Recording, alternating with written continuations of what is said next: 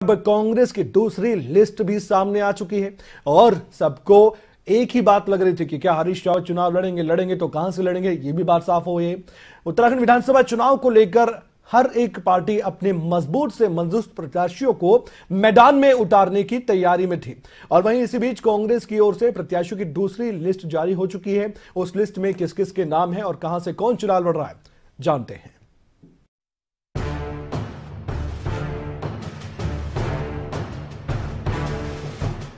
उत्तराखंड में विधानसभा चुनाव को लेकर सियासी पारा गर्म है। उत्तराखंड में हर एक चुनावी पार्टी प्रत्याशियों की सूची जारी करने में लगी है। हर एक पार्टी अपनी ओर से चुनावी मैदान में बेहतर प्रत्याशियों को उतारने की कोशिश कर रही है।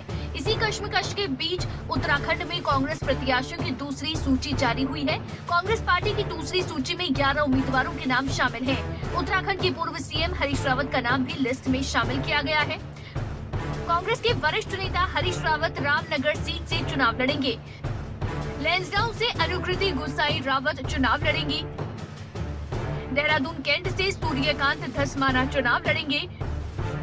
ऋषिकेश से जयंत रमूला चुनावी मैदान में उतरेंगे।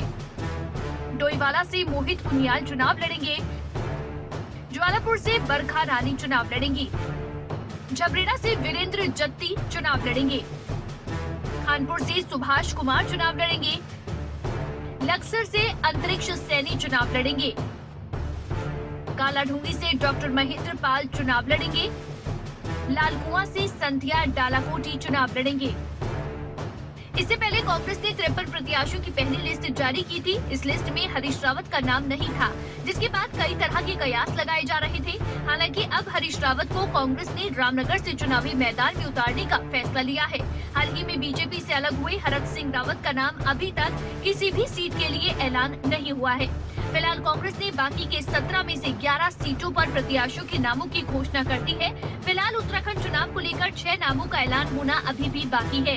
नरेंद्र नगर, टिहरी, सल्ट, हरिद्वार ग्रामीण, रुड़की और चौबटा खाल सीटों के लिए कांग्रेस की ओर से अब तक किसी भी प्रत्याशी के नाम पर मुहर नहीं लगी है।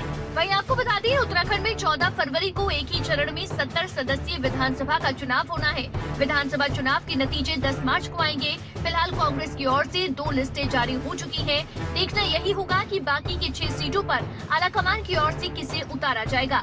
राव जफत अली, खबरें अभी तक।